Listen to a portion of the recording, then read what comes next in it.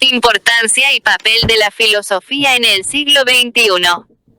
Finalmente, hay que poner en la actualidad el contenido y la misión de la filosofía. Filosofar o enseñar filosofía exige atender a la realidad de las personas y del mundo. Esa realidad es hoy muy nueva, compleja e inestable, y plantea a la filosofía retos cruciales e ineludibles. Tiene la filosofía una misión grave y urgente. Por fortuna, sin embargo, también puede beneficiarse de la experiencia y de los progresos científicos y mediáticos recientes. 1. Una mirada al mundo actual. Finalmente, miremos aún más de cerca el panorama actual y la misión que a la filosofía le cabe en él.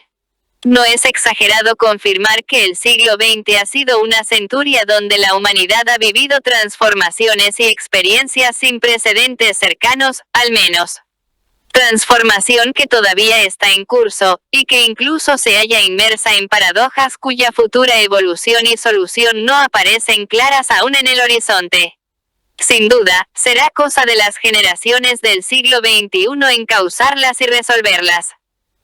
El progreso científico y tecnológico en todas sus dimensiones, las revoluciones políticas y culturales, la terrible experiencia de las 2 guerras mundiales y de espantosos genocidios y persecuciones religiosas, el aprovechamiento útil pero a veces también la irresponsable explotación de la naturaleza, la impresionante transformación de la comunicación y de la información, etcétera, etcétera. Todo ello ha cambiado nuestro mundo con una rapidez y hondura que nadie quizá podía prever.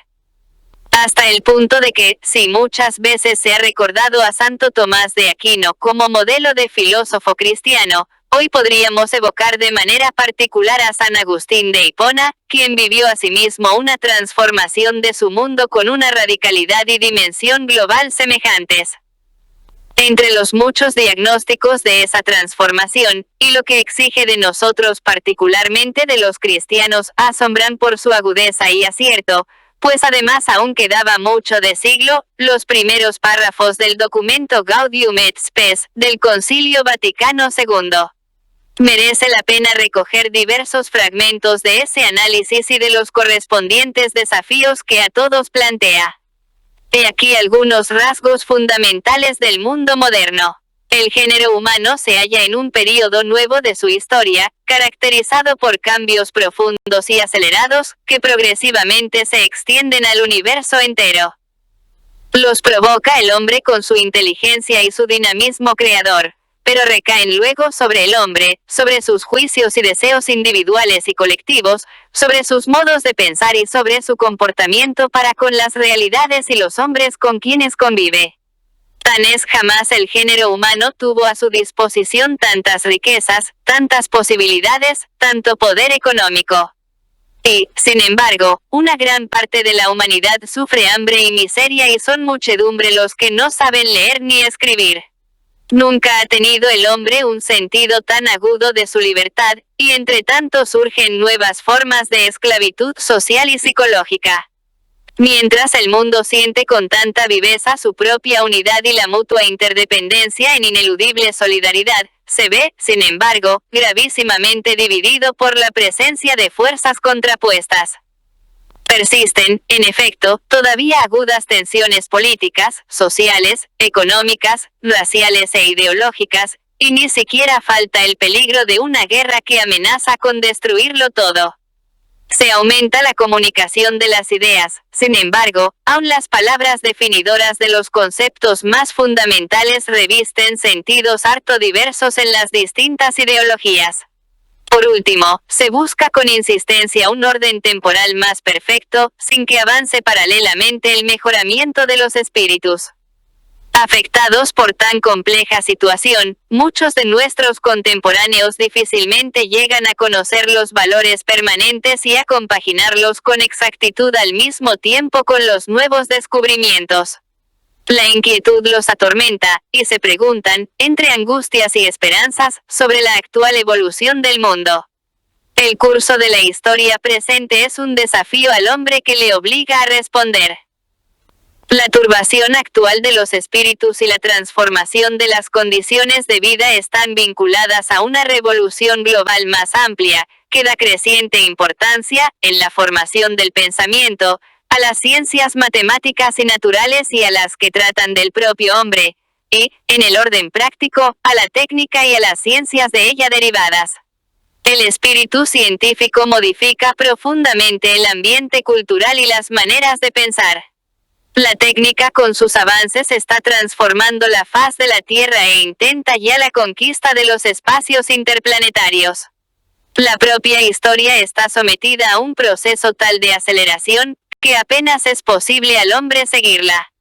El género humano corre una misma suerte y no se diversifica ya en varias historias dispersas. La humanidad pasa así de una concepción más bien estática de la realidad a otra más dinámica y evolutiva, de donde surge un nuevo conjunto de problemas que exigen nuevos análisis y nuevas síntesis. Por todo ello, son cada día más profundos los cambios que experimentan las comunidades locales tradicionales, como la familia patriarcal, el clan, la tribu, la aldea, otros diferentes grupos, y las mismas relaciones de la convivencia social. Nuevos y mejores medios de comunicación social contribuyen al conocimiento de los hechos y a difundir con rapidez y expansión máximas los modos de pensar y de sentir, provocando con ello muchas repercusiones simultáneas.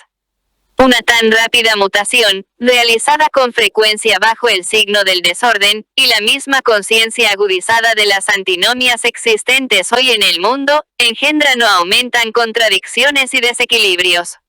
De esta forma, el mundo moderno aparece a la vez poderoso y débil, capaz de lo mejor y de lo peor, pues tiene abierto el camino para optar entre la libertad o la esclavitud, entre el progreso o el retroceso, entre la fraternidad o el odio. El hombre sabe muy bien que está en su mano el dirigir correctamente las fuerzas que él ha desencadenado, y que pueden aplastarle o servirle. Por ello se interroga a sí mismo. En realidad de verdad, los desequilibrios que fatigan al mundo moderno están conectados con ese otro desequilibrio fundamental que hunde sus raíces en el corazón humano. Ante la actual evolución del mundo, son cada día más numerosos los que se plantean o los que acometen con nueva penetración las cuestiones más fundamentales, que es el hombre. ¿Cuál es el sentido del dolor, del mal, de la muerte, que, a pesar de tantos progresos hechos, subsisten todavía? ¿Qué valor tienen las victorias logradas a tan caro precio? ¿Qué puede dar el hombre a la sociedad? ¿Qué puede esperar de ella? ¿Qué hay después de esta vida temporal? Constitución Pastoral Gaudium et Spes, sobre la Iglesia en el mundo actual, NN. 1.10. Ante semejante panorama, muchas de las ideas señaladas en los capítulos precedentes adquieren un relieve si cabe mayor.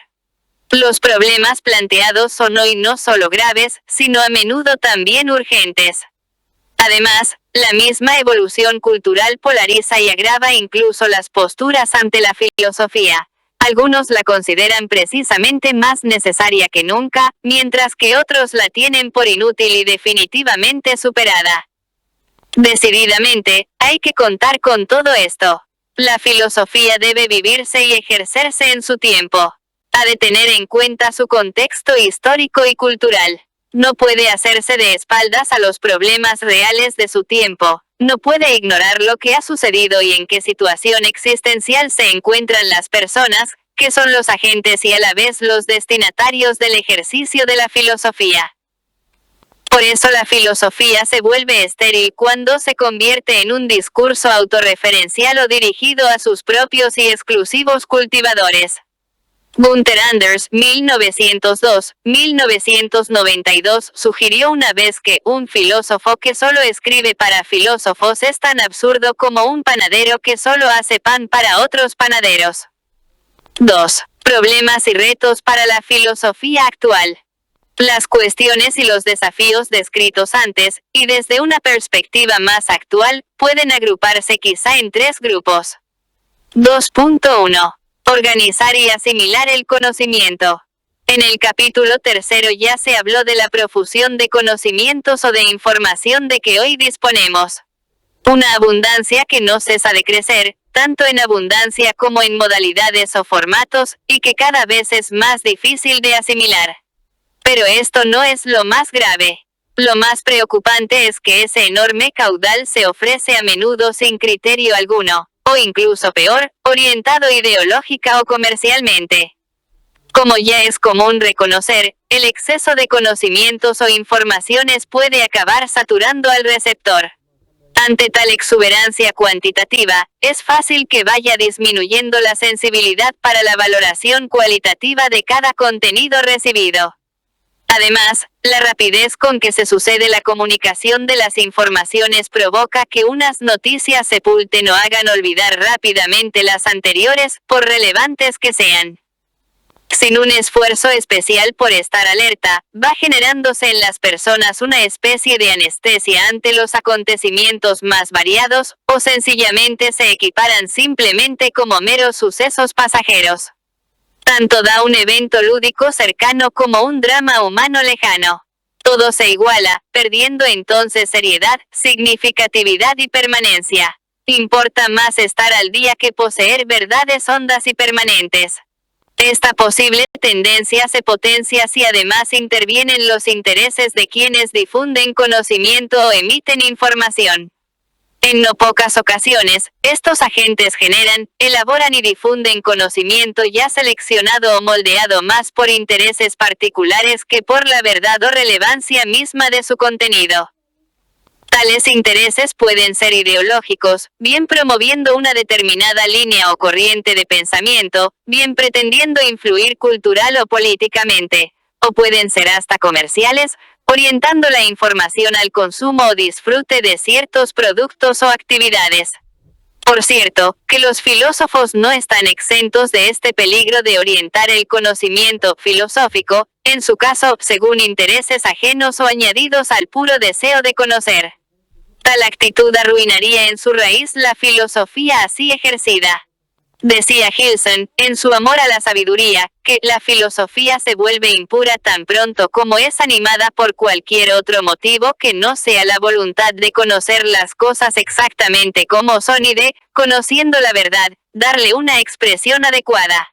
Y de tal peligro no se libra nadie porque, también con palabras del filósofo francés, no es el intelecto el que conoce, sino el hombre a través de su intelecto. Y como el hombre es muchas cosas además de su intelecto, cada vez que conoce, muchas otras facultades cooperan en la producción de su conocimiento.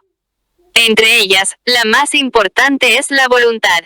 Olvidar este hecho es también olvidar que hay condiciones prácticas para la adquisición incluso del conocimiento especulativo, y que la vida intelectual envuelve problemas de moralidad. Por eso a veces no es fácil distinguir entre la búsqueda de conocimiento y la promoción de determinada cultura o forma de vida, entre información y propaganda, entre algunos medios de comunicación y la industria del ocio. Desde luego, tales intereses pueden ser legítimos e incluso beneficiosos, dependerá de la cualidad de su fin. Lo malo es no confesarlos, y que el receptor no sea consciente de ellos. Hace falta discernimiento, criterio, profundidad, ponderación. Solo así se podrán distinguir, clasificar, relacionar y priorizar los diversos conocimientos según su verdadera importancia. De lo contrario, en lugar de verdad y sabiduría se tienen datos simplemente útiles o superficiales, y entonces se terminará quedando inconscientemente sesgado o intelectualmente entumecido. Además, cuando esos datos son incoherentes entre sí por tener perspectivas opuestas o simplemente por contradecirse, la falta de un criterio para decidir genera una falta de unidad en la mente de la persona, falta de unidad interior que a menudo acaba manifestándose en incoherencias exteriores potencialmente dañinas. Como antes citamos, el aspecto sectorial del saber, en la medida en que comporta un acercamiento parcial a la verdad con la consiguiente fragmentación del sentido, impide la unidad interior del hombre contemporáneo, Fides et Ratio, n. 85. Pues bien, es precisamente la filosofía la mejor y en realidad la única herramienta para evitar esa dispersión y fragmentación. Solo ella es capaz de aportar la serenidad y perspectiva necesarias para descubrir esos criterios de discernimiento y valoración de los conocimientos. Lejos de ser ya superflua ante tanta información disponible, resulta más necesaria que nunca. También porque solo ella es capaz de evaluar últimamente la legitimidad de los fines que impulsan el logro de los diversos conocimientos y su difusión, así como las posibilidades de aplicación que esos conocimientos abren de suyo. 2.2. Iluminar el ideal de una vida humana libre y responsable. Esa marejada de conocimientos y de experiencias ciertamente puede acarrear a la persona consecuencias interiores de gran envergadura. Avalancha que, potenciada por los cambios culturales y sociales que antes se mencionaban, provoca que mucha gente termine viviendo a la deriva, merced a las corrientes de la opinión pública y de las tendencias sociales dominantes. Por un lado, la fuerza de esa corriente produce la sensación de ser arrastrados inexorablemente. Da la impresión de que no tenemos la fuerza, la capacidad, la libertad de oponernos a ella o de dominarla. Impresión que desgraciadamente puede hacerse muy real cuando las circunstancias ambientales poco menos que nos atrapan, social, económica, psicológica o incluso físicamente, y apenas nos dejan alternativas. Por otro lado, la evolución de la historia, con las rápidas transformaciones de diverso género, transmite la idea de que la realidad entera y sobre todo la comprensión de las cosas es algo dinámico y cambiante. Nada parece ya fijo y estable, definitivo. Aparentemente, no cabe sino dejarse llevar. Para muchos, la dirección de los acontecimientos es también inexorable y, además, incierta. Paradójicamente, una típica paradoja de la modernidad, entre otras, el aumento de control por parte de las ciencias y de la técnica no va parejo con la incertidumbre ante la evolución social y cultural. Falta de nuevo la libertad y cunde en cambio el miedo, o bien, para los más anestesiados, un ingenuo e inactivo optimismo. Un miedo tanto mayor cuanto más intelectualmente desarmados nos sorprenden sucesos trágicos. Sin embargo, una lúcida y serena reflexión nos hace ver que somos más libres de lo que parece. Es verdad que no del todo, no absolutamente, pero sí lo suficiente como para poder distanciarnos de la realidad, analizarla y tomar posición ante ella. Aunque materialmente no podamos muchas veces librarnos de las ataduras de la realidad, nuestro espíritu sí puede. Y esa liberación empieza por la reflexión, por la filosofía. Es más, debemos acometer esa liberación, debemos ser todo lo libres que podamos. Renunciar a ello equivale a renunciar a una vida auténticamente humana, personal, consciente, propia. Una resignación que tarde o temprano acaba pasando una factura que puede llegar a ser muy alta, como lo muestra el creciente número de enfermedades psíquicas derivadas de un tardío o erróneo encararse con los propios problemas existenciales. Por eso, como se dijo al principio, la actitud y actividad filosófica es paciente, es esforzada. Por eso es también responsable, pues de ello depende buena parte de nuestra vida y de la vida de quienes nos rodean. Por eso es, en definitiva, un deber, la única manera digna de vivir humanamente. 2.3. Afrontar los problemas y ayudar a buscar soluciones. Ese deber de no huir de los problemas existenciales, sino más bien de enfrentarse a ellos, adquiere mayor relevancia, si cabe, cuando esos problemas son particularmente graves y afectan a muchas personas, o incluso a grandes sectores de la sociedad. El impresionante diagnóstico recogido antes, que las décadas posteriores no han hecho sino confirmar y agudizar, ya advertía la incoación de serios desequilibrios y desigualdades, sociales, políticos, culturales, económicos, sanitarios, medioambientales, etc. Es corriente ya, por fin, el reconocimiento de que el desarrollo del ideal de la modernidad ha devenido ambiguo y paradójico, ha producido grandes consecuencias positivas y negativas al mismo tiempo. Se trataba de un ideal en sí mismo ambivalente, quizá por insuficientemente reflexionado, tan embebido en sus poderosos medios que no prestó la necesaria atención a sus fines. Y aquí hay una seria y honda tarea para la filosofía, y no solo por lo que atañe a la historia sino para redirigir el futuro. Pero en el presente mismo nos encontramos de cara con urgentes problemas que exigen inmediata atención y solución. La filosofía proporciona la suficiente distancia de la realidad, y a la vez el íntimo contacto con lo hondamente personal, para poder advertir las dificultades del ser humano a comienzos del siglo XXI. Y como puede hacerlo, debe hacerlo. No es de recibo una actividad filosófica al margen de la vida real de las personas sobre que se reflexionaría entonces. Pero no se trata aquí de una razón de mera utilidad práctica, pues la filosofía carece de los conocimientos particulares pertinentes, económicos, jurídicos, políticos para ofrecer soluciones concretas, sino porque quien filosofa ha de atender a la realidad, especialmente a la humana, tal como es, con los gozos y las esperanzas, las tristezas y las angustias de los hombres de nuestro tiempo, como se dice al inicio mismo del citado documento Gaudium et Spes, del Concilio Vaticano II. Cuando pocos lo pueden hacer, y sobre todo cuando de hecho casi nadie lo hace, quienes se dedican o se han formado en la filosofía tienen la responsabilidad de alzar la voz ante los graves problemas y desafíos de nuestro tiempo. Puede y debe detectarlos, denunciarlos, analizarlos e iluminarlos desde una perspectiva más alta e íntima a la vez. Tiene que recordar el valor de la justicia donde haya injusticias, de la paz donde haya división, del diálogo racional donde haya confrontación irracional, del desarrollo espiritual donde prime la preocupación por el simple bienestar material, de los fines cuando se potencian descontroladamente los medios, de la igualdad cuando las desigualdades claman al cielo. El filósofo no puede mirar para otro lado e ignorar esos problemas, absorto quizá en cuestiones estériles. Debe alumbrar vías de solución, ofrecer elementos que ayuden a la reflexión de aquellos a quienes compite, con sus conocimientos más particulares, resolver prácticamente los problemas concretos. Ha de bajar a la arena para ayudar a los demás. Pero esto no significa que haya de abandonar su vocación teórica, contemplativa.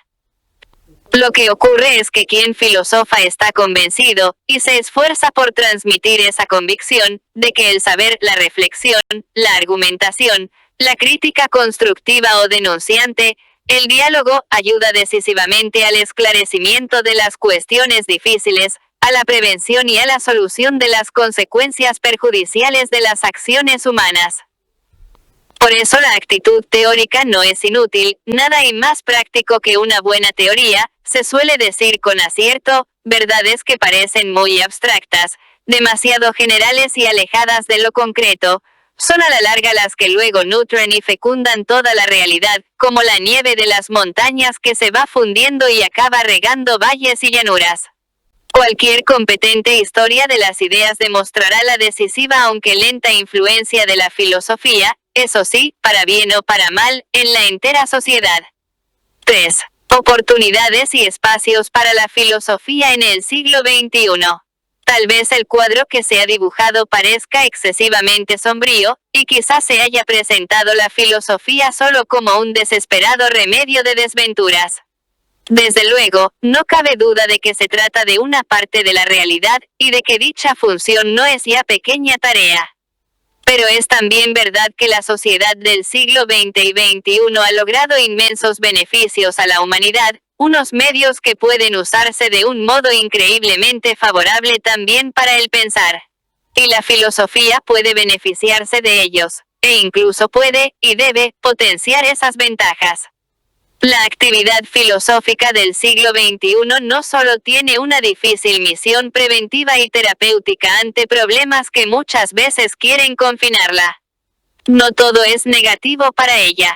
También se le abre la posibilidad de aprovechar los logros culturales recientes, y estos mismos logros incluso invitan a veces poderosamente a filosofar. 3.1. Aprender de los errores pasados.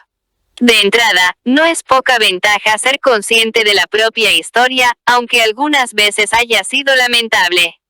Los dramas vividos en el siglo XX y las consecuencias que de ellos sufrimos bien pueden servirnos para aprender. Pero un aprendizaje profundo, que descubra causas y proponga antídotos, es decir, a través de una honda reflexión que merezca el calificativo de filosófica. Claro ejemplo de esta actitud es el amplio movimiento personalista surgido a raíz de la despersonalización experimentada durante el siglo XX en múltiples aspectos y direcciones, a manos tanto de la economía como de la política. Al mismo tiempo, como cada generación viene de nuevas y debe aprender en sus propias carnes, siempre será necesario enseñar a pensar, a reflexionar, a filosofar. Por desgracia o por suerte, la humanidad no aprende de una vez para siempre. Una vez más, la actividad filosófica se revela como una tarea inacabada e inacabable, que siempre se ha de recomenzar incansablemente en cada época.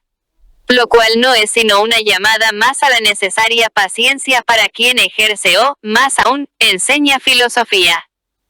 3.2. Integrar los descubrimientos científicos. Es también indudable que el siglo XX, y lo que llevamos de XXI, nos ha legado conocimientos científicos, físicos y biológicos de una novedad sin precedentes. Son estos unos conocimientos que pueden poner en cuestión determinados cimientos de la concepción tradicional del mundo y del hombre. Un gran historiador de la filosofía como Etienne Gilson decía que todas las metafísicas envejecen por su física. Pero también son unos datos que deben aceptarse sin temor y con el convencimiento de que, si son verdaderos, podrán integrarse en el conjunto del saber. Es más, podrán y deberán enriquecer nuestra concepción de la realidad.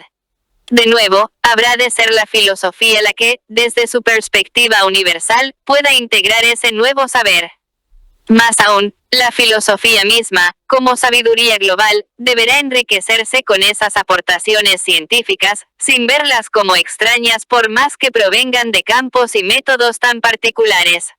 Al fin y al cabo, lo verdadero siempre tendrá que poder integrarse, venga de donde venga, colaborando al sentido global y último del mundo y de la vida humana.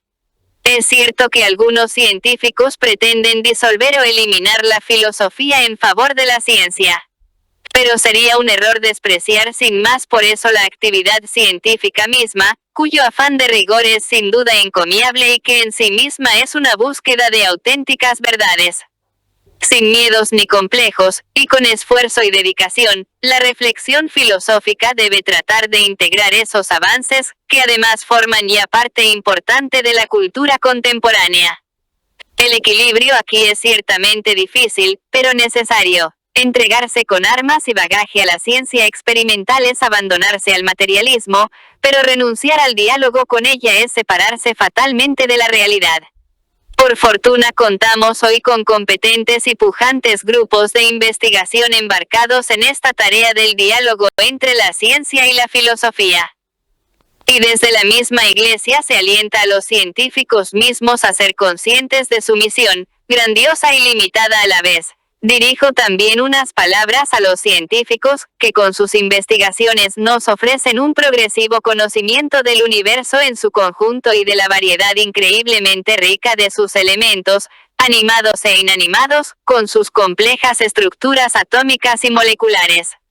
El camino realizado por ellos ha alcanzado, especialmente en este siglo, metas que siguen asombrándonos.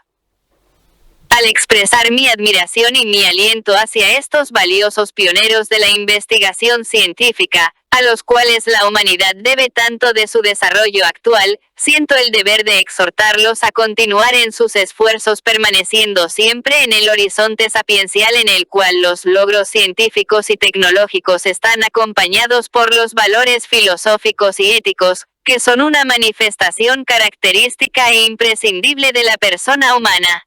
El científico es muy consciente de que, la búsqueda de la verdad, incluso cuando atañe a una realidad limitada del mundo o del hombre, no termina nunca, remite siempre a algo que está por encima del objeto inmediato de los estudios, a los interrogantes que abren el acceso al misterio. Fides et ratio, n. 106. 3.3. Aprovechar los nuevos areópagos o foros. Algo parecido a la ciencia sucede con los medios de comunicación y las redes sociales, aunque ahora se trata de medios y no de contenidos. Hoy en día disponemos de unas posibilidades de conectividad totalmente nuevas. En la actualidad es posible trabar contacto con un elevado número de personas, lo que favorece el diálogo, las mutuas aportaciones, la fluida discusión y el contraste de ideas. También resulta más fácil localizar y establecer conexión con colegas que comparten los mismos intereses, así como la información y consulta de fuentes bibliográficas. Además, no es secundario el servicio de esa conectividad para crear y mantener amistades. Y es que la amistad, como ya sabía bien Platón, configura el marco más adecuado para prescindir de los intereses partidarios y escuchar abiertamente otras opiniones. En efecto, ya Platón decía que con palabras académicas no se puede decir qué significa la palabra bueno culmen del saber filosófico. Desde luego, no hay ni habrá nunca una obra mía que trate de estos temas. Ciertamente, no se pueden precisar como se hace con otras ciencias, sino que después de una larga conversación familiar sobre este asunto y después de una cordial convivencia, surge de repente, como la luz que salta de la chispa, la verdad en el alma y crece ya espontáneamente. Platón, Carta 7, 341c, 344e. No se ha de olvidar que también la razón necesita ser sostenida en su búsqueda por un diálogo confiado y una amistad sincera. El clima de sospecha y de desconfianza, que a veces rodea la investigación especulativa, olvida la enseñanza de los filósofos antiguos, quienes consideraban la amistad como uno de los contextos más adecuados para el buen filosofar, fides et ratio, n. 33. Todo ello brinda valiosas oportunidades de ampliación de conocimiento a quien se dedica a la filosofía. Y además le facilita la difusión y divulgación, tanto oral como escrita, de sus reflexiones. Nunca como hoy se puede promover el interés por la filosofía si se aprovechan bien los nuevos medios telemáticos. Igualmente, el cultivador y promotor de la filosofía tiene una responsabilidad ante el carácter global del mundo en que vive. Se trata del servicio que supone traducir obras relevantes a un lenguaje más comprensible o literalmente a otros idiomas, facilitando el amplio acceso a esos logros, en lugar de quedar casi reservados a grupos de especialistas o a cierta área lingüística. Por último, contando con todo lo dicho, hay que añadir que ha de cuidarse el espacio originario del cultivo de la filosofía. Ese espacio fue la academia, hoy universidad. Se trata de un lugar único, tanto en cuanto ámbito de sosegado diálogo entre experimentados y aprendices, como por ser depositario de sabiduría en esas personas que son los maestros y en esos tesoros del saber que son las bibliotecas. La filosofía debe llegar a todos a través de los medios señalados antes, pero el lugar más adecuado para generarla es la universidad.